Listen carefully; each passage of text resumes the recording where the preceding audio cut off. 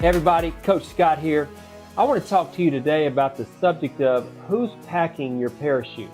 Who's packing your parachute? And as I've looked at life and I've watched successful people, I've come to the conclusion of a couple things. Number one, nobody gets to the top by themselves. And the people that are successful, you can always trace back all the people that were positioned along the way to encourage them, to motivate them, and inspire them.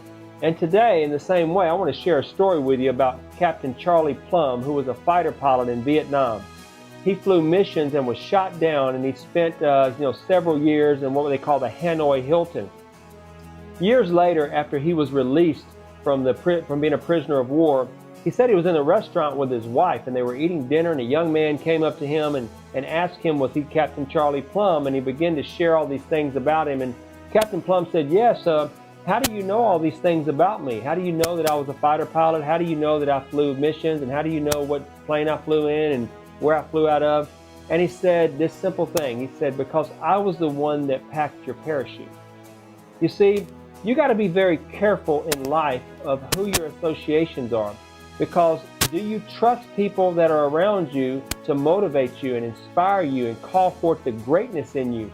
You see, many people never reach their goals and they never become all they were created to be because they're around people that are killing their dreams and they're packing their parachutes the wrong way.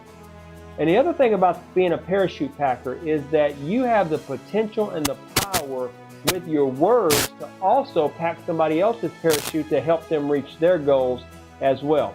So be careful who you're hanging out with, be careful who you're spending time with, and make sure that the person that you're investing time with needs you and feeds you the same.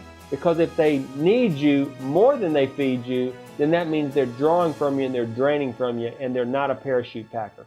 So keep your foot on the gas. God bless you guys. Take care.